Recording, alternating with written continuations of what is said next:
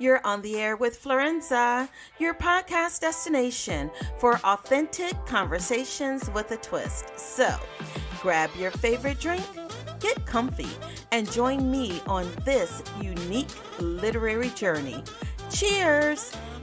Get ready for treasure maps, tropical heat, and a second chance romance that sizzles.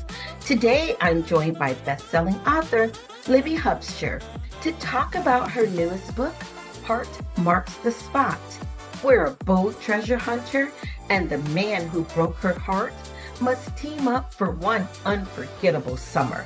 Sparks fly, secrets surface, and X marks more than just buried gold. Put your hands together and welcome Libby to the show. Thank you so much, Libby, for joining me on this episode of On the Air with Florenza, where we are going to talk about your soon-to-release book, Heart Marks the Spot. So, tell the listeners a little bit about yourself, Libby, and about your book, Heart Marks the Spot. Sure, thank you. So I'm actually a North Carolina author. I live near Raleigh, Durham in North Carolina. Two separate places. I live right in between them, basically. I live there with my husband. I have two kids, and I have multiple dogs, multiple cats, a lot of pets at our house. And by day, I work in evidence communication in the pharma industry Okay. and support patients getting access to therapies. And then I do most of my writing around that, so in the evening and on weekends. And I mostly write, I call them romantic dramedies because I think they're not a rom-com, but somewhere in that ballpark, and women's fiction as well. And I've been doing that for quite a while. So Nice. I have three books out already. Meet Me in Paradise, If You Ask Me, and Play for Me. And then Heart Marks the Spot is my fourth book. Nice. Now, I was so excited to jump right in after that great praise that you gave me for my horrible response to our truth or dare or our true or false that I forgot to toast our show. So let's pause and toast to an amazing show. Oh, that's so sweet, Libby. You. It's my Feet Your Pot mug. Oh, that is so cute. Now, what's in your mug? I can't see. Oh, it's just water. It's not very exciting. Wink, wink, it's just water. Okay, and this is just cranberry juice. Says no one who's ever seen my show. So I've got some great questions for you. And I know that you're being interviewed endlessly about your book, and I know that you're going to have an opportunity to answer, more questions that may be specific to the plot and the characters and such. Mhm. My goal is to ask you questions that may make you pause and have fun with answering. So Awesome. we're going to dive right in. All right. You have a PhD in molecular toxicology. So first off, you're used to pipette and protocols. What was it like trading lab coats for diving gear on this treasure hunt journey? Hmm.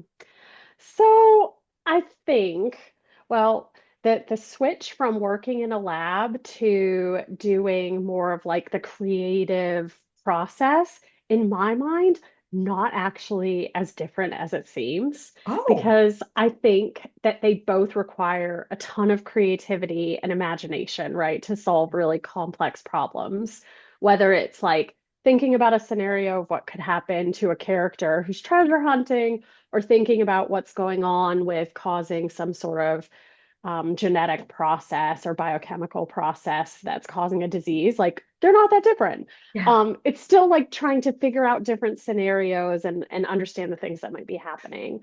I think for the treasure hunting bit, I absolutely love to travel. And I'm really inspired by all of these like historical things that happen in the different places that I've Yeah. been. And being from North Carolina, I spent a lot of time at the coast. Yeah. My husband and I also love to go to Key West. We went to Iceland. So really, I think it was kind of like combining that creativity and the stories that I've heard in traveling those places and experiences diving in different things and sort of like merging that all together. Nice. Now, when you're writing versus being in the more scientific headspace, do you kind of release some of the constraints and allow yourself to just free fall with the writing? Or Mm. are you someone that, because of the way that your mind is wired, you have this plot line that you seem to kind of go with, and then you just get creative within those designated boxes? That's such a great question. I'm not a plotter by nature, so I will have some kind of idea of where the story is going. Uh-huh. But I really let it develop organically. I get into kind of like a flow state. So I have an Yeah. idea of the characters and some of the things. But no, I let it develop kind of naturally. Which involves more editing, I think, on the back Yes. end, Of course. but I enjoy that more. I'd rather just kind of like let loose and be creative and see where the story goes. The first time stories start coming to you or characters start speaking to you, what was that experience like? Because, I mean, after all, you are that whole scientific part of your brain, which I don't know where that would be located, is in overdrive all the Mm, time. When you start hmm hearing stories manifest, did you really think, like, hold up, Libby, like, what did we put in our cute little mug? Or was it the manifestation of a desire that you had to create story? mm. I think I've always had that kind of desire. Like as a child, I wrote stories. And in fact, I think I was probably more interested in that even before I was interested in science. Uh-huh. Um, so I think it's just my natural state is kind of like daydreaming, whatever it's about, right? So in this case, the stories coming kind of felt like natural, an old friend sort of visiting. So. When you told your friends and family or colleagues that you were pursuing writing, or mm. did you tell them before? And if so, what was the response?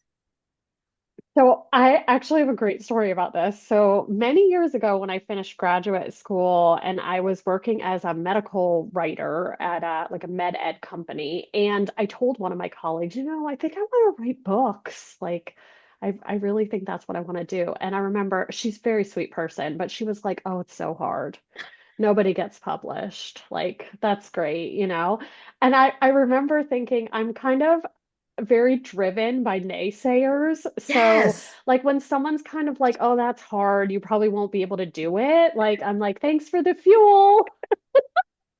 And I will say it is hard, right? Like, I think the reward has to be in the process Yeah. because you never know what's going to happen. Like, even if you get a book deal, it might not be successful, all Yeah. those things, right? So, like, you have to really love it because there's challenges everywhere along the Hmm. journey. Hmm. I had a lot of books that I had an agent for that didn't sell, like before my first book sold. So it Uh-huh. was definitely something I committed to. But I always think it's funny because I'm thankful for her because it was actually really helpful for me. Once the book published, did you have that kind of little ghetto spot in your soul that ran back with your book and say, "Booyah"? I felt quite proud. I'm sure there was a moment of like, showed you. But yeah, yeah. I mean, I felt really great about it. So yeah, it was a feeling of accomplishment for sure. Nice. So in Heart Marks the Spot, Stella is pulled out of her comfort zone in search of buried riches. Tell me about a time in your own life when you had to abandon a familiar path, and what did you discover instead? Oh, that's a good question. Thank you. I'm much better at that than a darn true or false. I think Abandoned. Well, I will say, when I was in graduate school, I'd gone there for a very specific purpose. I was Uh-huh. really interested in one subject. And when I was looking for a job afterwards, there was a funding cut, I will say, that happened, and there weren't a lot of postdocs that were in my area of research. And I was like, what the heck am I going to do? Like, I don't Yeah. want to move, to somewhere else in order to get a job.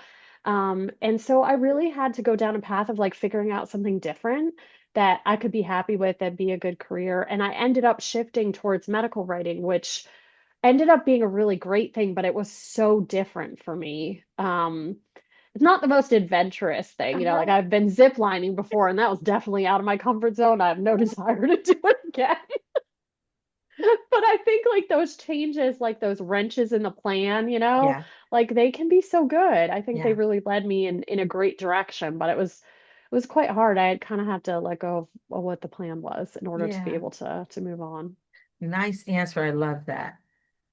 Stitching together romance, humor, and rugged adventure must be a true balancing act.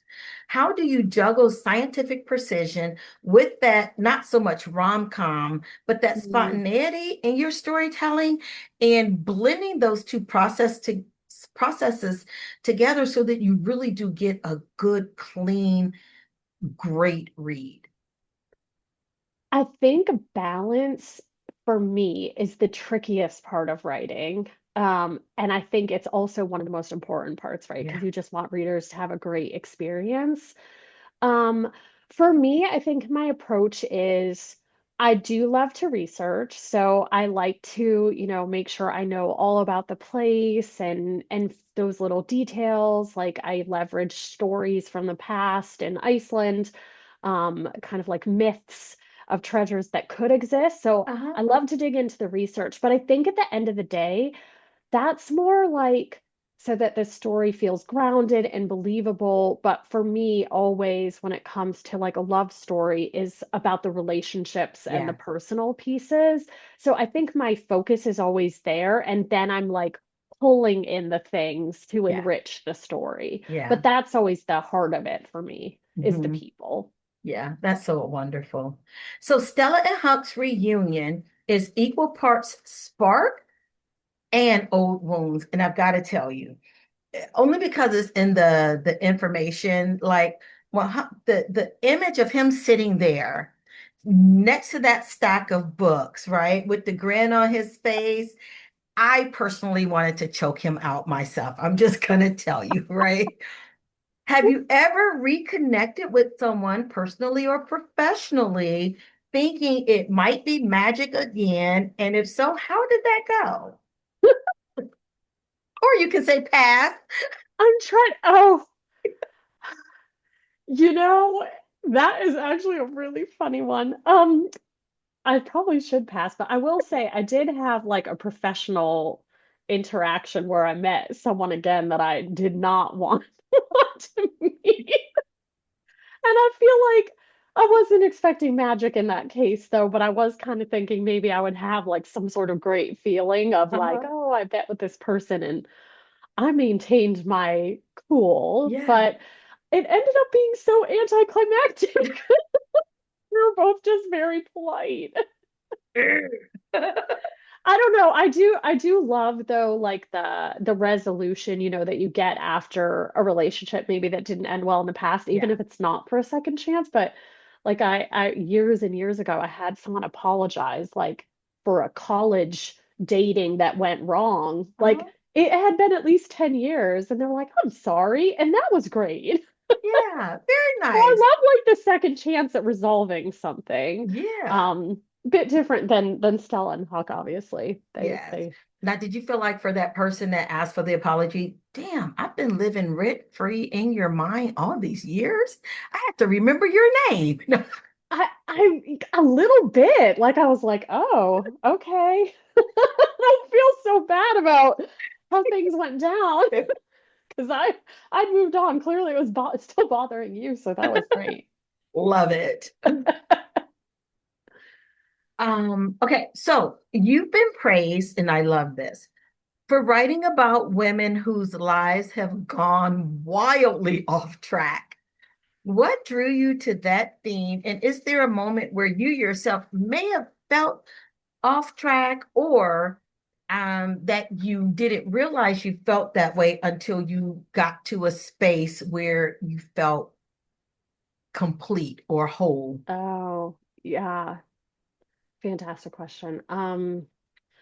I think I will say, like, personally, I feel like I'm in a good place now, but I'm definitely a deeply feeling person. So when things aren't going well, that leaves a big mark on me. Mhm. And so I do like draw a lot from my own experiences, right? In terms of like writing these people who are in really bad places. But I also think I write from a place of like empathy, thinking, okay, even if I haven't experienced all of the stuff that I've put my characters through, because it's a lot, Yeah, um, it's like I want the act of writing a love story for these people, or giving happy ending for yeah, them.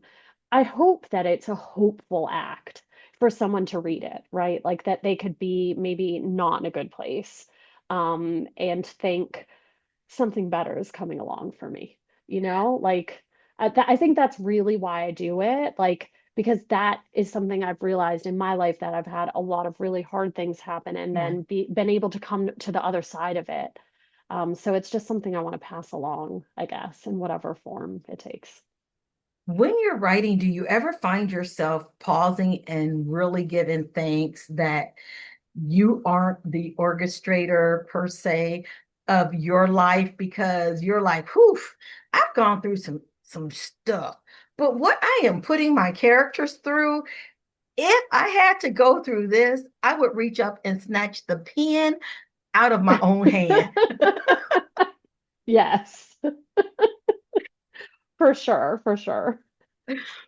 If one of your characters could pop up and talk to us now and say they've been with you for a minute, what would they divulge? What secrets might they tell about something that you put them through that you yourself may look like you've got it together, but they would be able to say, girl, let me spill the tea on Libby. Oh gosh. This could be a pass. I don't know No, where I that mean, question I came from. think no, it's a good one though. Like I do think just generally, right? Like there's this sense of having it all together, Uh-huh, honestly. And I would just say it's that I don't. uh-huh. Like I am the hottest of messes, like not in a cute way. So that's probably the thing any one of them could divulge. Now, who would be the one to spill the tea the fastest of all your characters? Who would be the one that is like at the family barbecue, sitting there, legs crossed, drink in hand, saying, y'all, can you hear me? Okay, well, I would say out of all of them, and I'm gonna pull them out of context as if they exist Yes. in this. Okay, would be Sadie from Meet Me in Paradise. Like, I Oh, think, yeah, that is a character who would know me exactly and would call me out and is she tell that everybody about messy? it. Is she that messy? So messy and so wonderful.